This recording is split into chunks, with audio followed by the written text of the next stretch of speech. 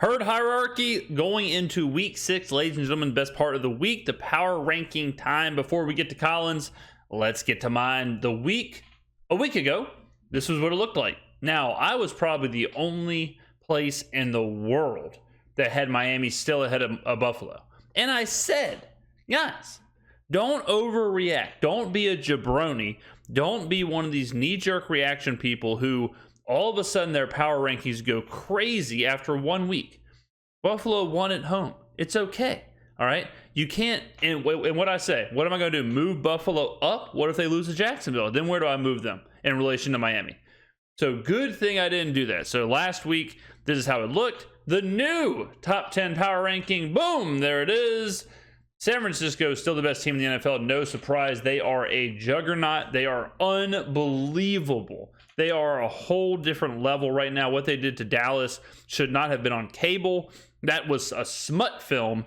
You should have had to pay $19.99 a month to watch something like that. My God, it was disgusting, but in all the good ways. Miami still number 2. Love them. Not this week, but next week they play Philadelphia. Sunday Night Football. What a game that is. Super Bowl preview? Ooh, maybe.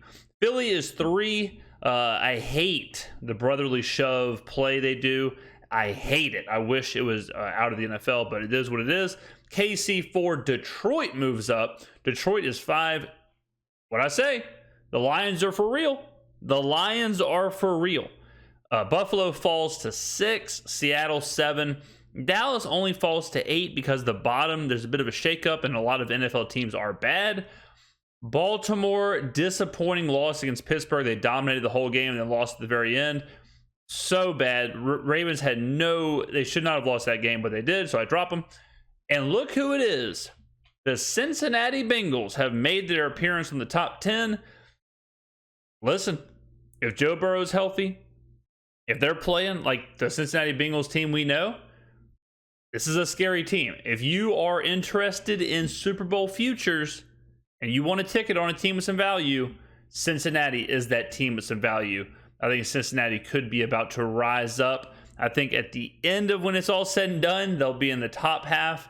And so this will probably be the last week, if I had to guess, that Cincinnati is not going to be in the top 10. So get your Super Bowl tickets now. And I'm not talking about sitting in it. I mean gambling on it. Super Bowl futures, Cincinnati Bengals. Let's go and listen to Colin and where Colin has his top 10. He's weird this week. Okay. Because it's week 5. These are not standings. I got a team with a losing record in here. They're not standing. Yeah, don't get it twisted, guys. But that's kind of what I'm talking about with the results. Like, if you want to just see the results and you want to just go by that, go to the standings. But the standings don't always tell the story. And y'all know that after watching this channel for so long. You know, if you just want to go for who won last week, go to the box score. Go to the result page. That's not what a power ranking is. Now, Colin was Mr. Jabroni last week because he had Buffalo. I think it's like a 2nd overall team. He moved Buffalo up tremendously. And that's where me and him really had a difference, is that he threw Buffalo to the top. He was a knee-jerk reaction. We don't do that here. Some teams are undervalued. Some teams are overvalued. Here we go. Let's roll. Oh, a new intro. Hierarchy. Well, a new intro. This is fantastic. Wow, look at this. According to Colin, number 10. Very nice. Cincinnati Bengals. Damn it, I am good.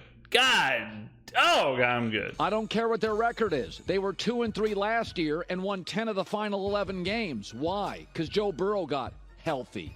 Yeah, he's the man. Arizona, 3 takeaways, 3 sacks. They Burrow put it on Arizona. 78% Put of his it on. throws Jamar Chase out of control. They're back. Listen, this team, the last 4 years, has struggled in September and early October. Why? Because Joe Burrow's been hurt. And then he gets healthy, and they end up in Super Bowls and winning 10 of 11 games. You don't want to face Cincinnati. Seattle's going to find out this weekend, traveling to the Midwest. Oh, wow. The Bengals are officially out of their early turbulence, which they do on an annual basis. Number 9. The Chargers, I don't love the coach. I'll say I don't know about this. Especially because they have injury issues. Mike Williams out for the year. Austin Eckler has been banged up. I think he's going to play this week, but still unsure. Their coach is terrible. I don't think you can put them in the top 10 yet, but I suppose if you drop a Baltimore, drop a Cleveland, teams like that, then I guess someone has to be in there, and he's trusting Herbert. Say this, though, between Herbert and their weapons, they're one of two teams to score 24-plus points in every game. They had the Miami Dolphins beat. Again, some questionable coaching stuff. They give up too many big plays. That's why I have them at 9. But over the last 3 games, they have 16 sacks between Bosa and Khalil Mack. Yeah, but see, these are the kind of stats that you got to go a little deeper. So those stats is a crazy outweighted kind of number because Khalil Mack had 6 sacks in a game. So yeah, the total looks crazy, but that's not going to happen again. And he talks about how they're one of only however many teams to score however many points. Well, you got to factor in they're dealing with injuries. So how does Mike Williams affect that? How does Austin Eckler being hurt affect that? So that seems like something to me that those stats are pretty shallow.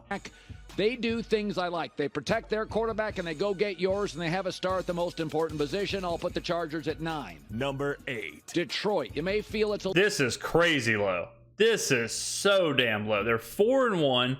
They are crucifying teams. They got everything. They're so much better than the Chargers. This is. I guess if he had him, I almost had a stroke there. I'm so fired up, I almost just had a stroke. I almost just swallowed my tongue. God, dog. I guess if you have them at 9th last week, moving them up to 8 is okay, but I just think this is ridiculously low. A little low. I'll get to that in a second. Low. Listen, they're 12-3 over their last 15 games.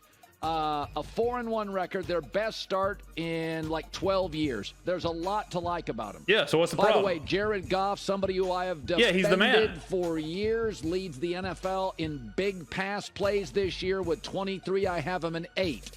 Number 7. What the hell? One spot behind Seattle that beat them. Seattle runs the ball more effectively. I don't have a problem. Where do I have Seattle? I don't have a problem with that. Yes, I have Seattle at 7. I don't have a problem with Seattle being over them as much as I have a problem with Detroit being that low.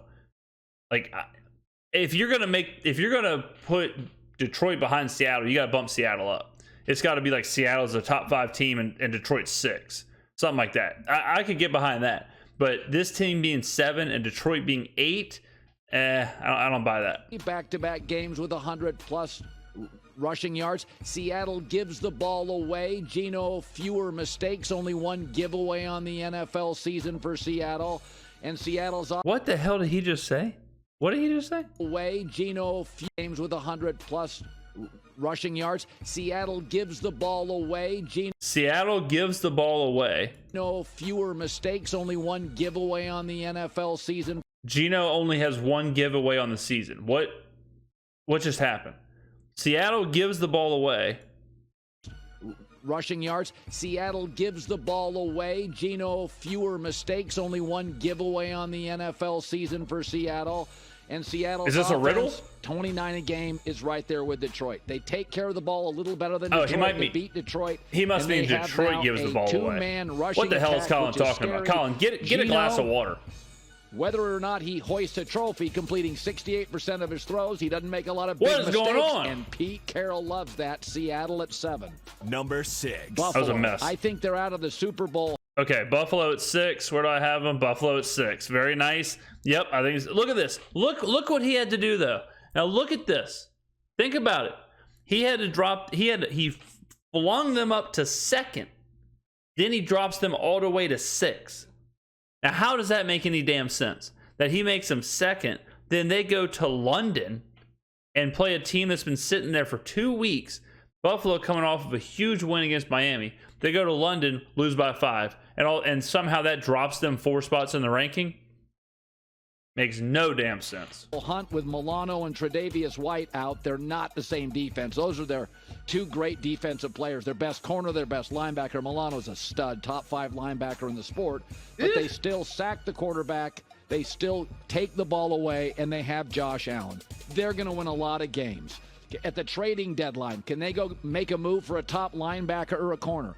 Quite possibly a very strong front office, but those injuries hurt. I have Buffalo at 6. Number 5. Jacksonville beat them neutral. Oh my God. I don't know. I mean, Jacksonville. So I thought about Jacksonville in my list. I'm not fully sold yet. Jacksonville does good things. They'd probably be my honorable mention. They'd probably be 11. But I still don't know if Jacksonville is just kind of who I thought they were, honestly. Jacksonville is just kind of an average team, a slightly above average team. Like I said, I would have them at probably 11. So everyone, we've gone through this 100 times, but everyone kept saying, this is Jacksonville's year. This is Jacksonville. They're going to make a push for the AFC. This is the same team that 2 of the last 3 seasons won 3 games. This is who last year, 9-8 last year, and they had to win like 7 of their last 9 games to even do that. They were terrible to start the year last year. So I just haven't seen it from Jacksonville to have them up here. If they keep rolling and they kind of go on the same run they did at the end of last year, they do have weapons. Travis Etienne had a huge game this weekend. Calvin Ridley, Christian Kirk. They do have a good roster, no doubt about that. But there's no way I could have them above Detroit. No way. No way I could have them above Detroit, above Buffalo, above Seattle. If you want to tell me Jacksonville is like better than Baltimore, okay, I'll listen. If you want to tell me Jacksonville is better than Dallas, okay, I'll listen. Sure. If I had to include them, they'd probably be in this 8, 9, 10 range. But these top teams at top 7, no way I could hear that Jacksonville's better than them. Field, I'll give the Jags number 5. Here's the thing about him. Offense, top 10. Would be higher except for all the drops in the first 3 weeks. Their defense, 11 takeaways, second most in the NFL. Again, like Cincinnati, early season turbulence due to receivers not catching the ball. If you watch this game, man, Trevor Lawrence at times put on a show. 474 yards against Buffalo. I think Jacksonville's going to now start racing and peeling off W's. I have them at 5. Number 4. Miami. Now, my final... Oh, my God. This is ridiculous.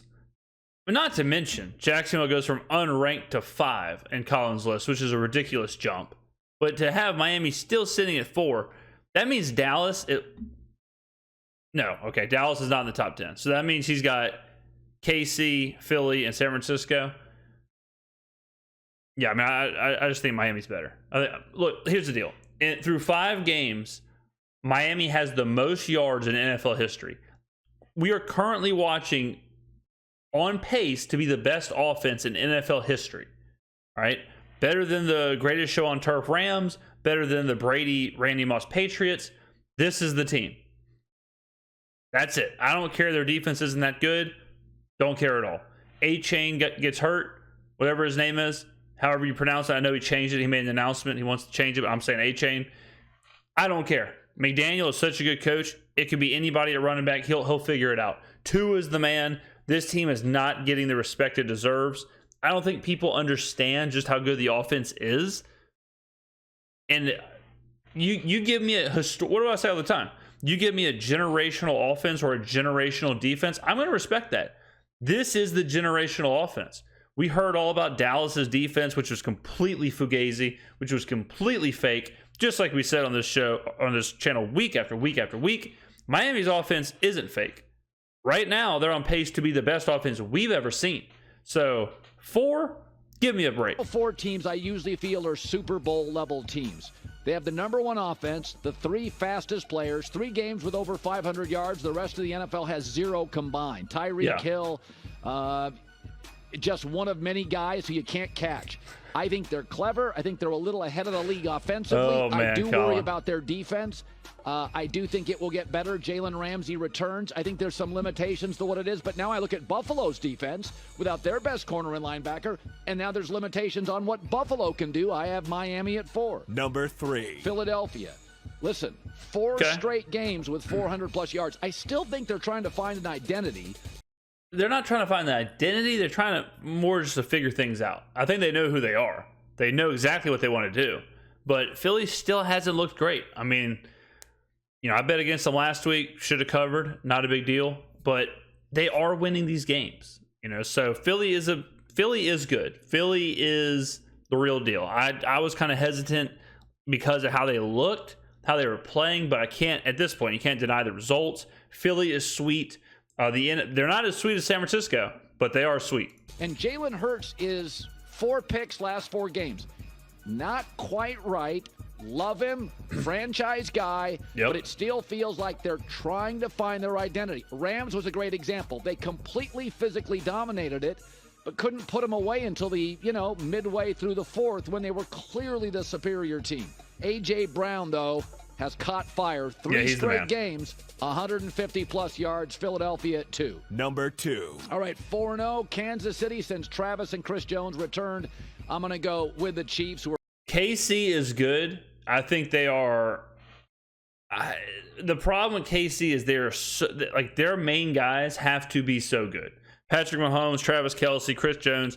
The main players have to be absolutely mercurial, word of the day, or this team just can't do it. They have no help. I don't think they'll make a Super Bowl. I don't think they'll be in I don't think they're a true threat to the AFC, but I do think you have to give them kind of their credence because of how good they've been. If anyone can do it, if anybody can kind of, grab the rest of his team and yank it up, it's Patrick Mahomes and Travis Kelce and Andy Reid. So until they give me a reason to doubt it, I will keep having them high up. But if you told me Miami and KC are playing tomorrow, I think Miami's the better team. We're 4-1 overall. It's the best third down offense in the sport. That's Andy Reid and Mahomes. Yeah. I think it's the most talented defense in terms of speed and expense. It's inexpensive, fast, and really good. We've seen Mahomes with great offensive support. I don't think we've seen a defense that good. 2 of their next 3 games are against the Broncos, so they're going to start pulling. They have to make a move. I mean, it would be a disservice if they didn't go get a wide receiver. And there's wide receivers available. There's wide receivers that can be had, and they don't need They don't need that great of a receiver. Go get serviceable guys, and Patrick Mahomes will make them stars. But they got to do something. I mean, they have to go make a move. They have to get somebody. They cannot just let it rip all season. I hope they go make a move. They desperately need to. Pulling away from. And if they do go get a wide receiver, okay, they're the real. They're for real. They're the Chiefs. But right now, until they get a little bit of help for Travis Kelce and Mahomes, their division. Chargers play Dallas off an ugly loss. Keep your eye on Dallas this week. Should be pretty good. I have Kansas City at 2. Number 1. I mean, San Francisco just looks different than everybody in football. They do. Now, Kansas City really beat them last year in the regular season, and they were still good last year. But they lead the NFL in turnover differential. They're so good. They don't beat you, they punish you. They don't beat you, they're destroying teams. They're covering by an average of like 12 points. They're absolutely slaughtering teams. There's so many ways to beat you. They embarrassed Dallas. I mean, they flat out embarrassed Dallas.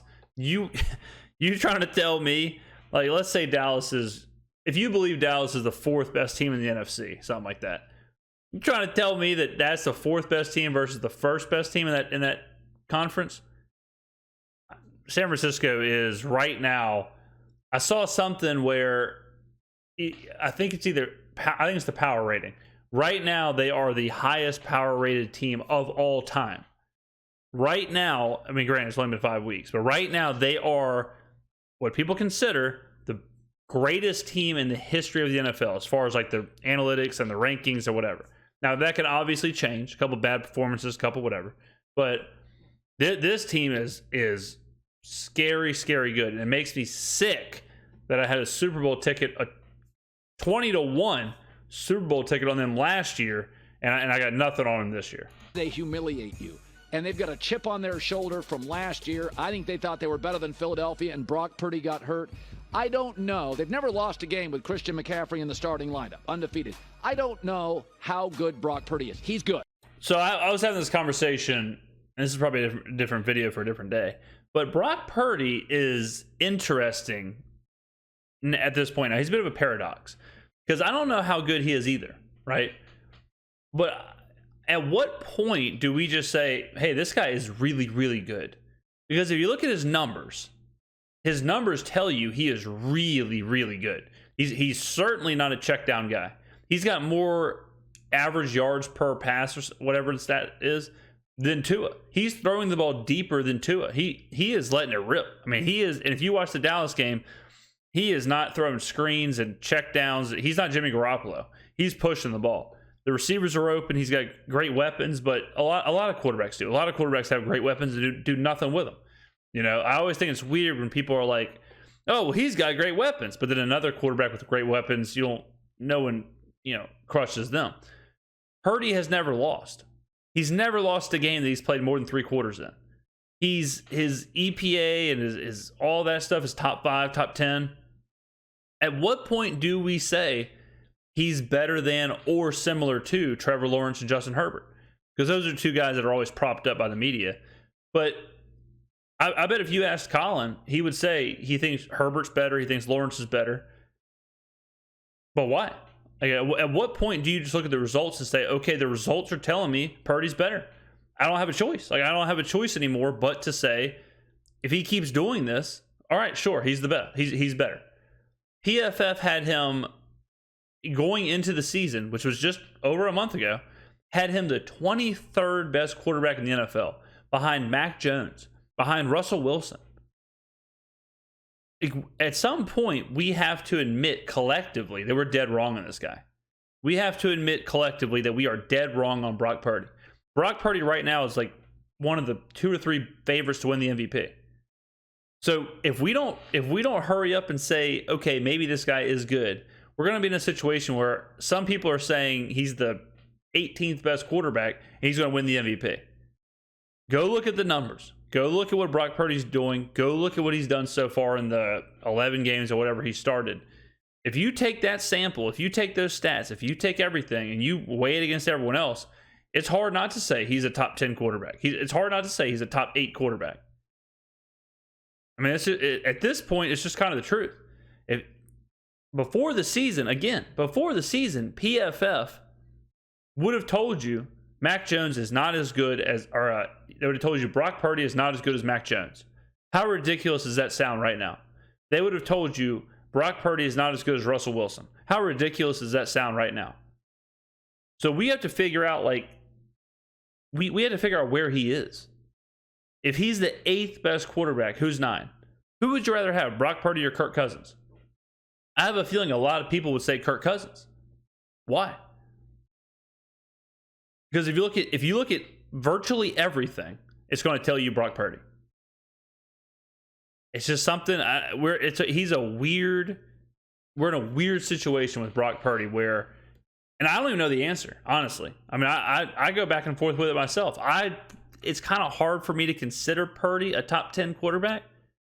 But on the other token, I don't have a choice but to consider him a top 10 quarterback. I can't look at the numbers. I can't look at what he's doing and say he's not a top 10 guy.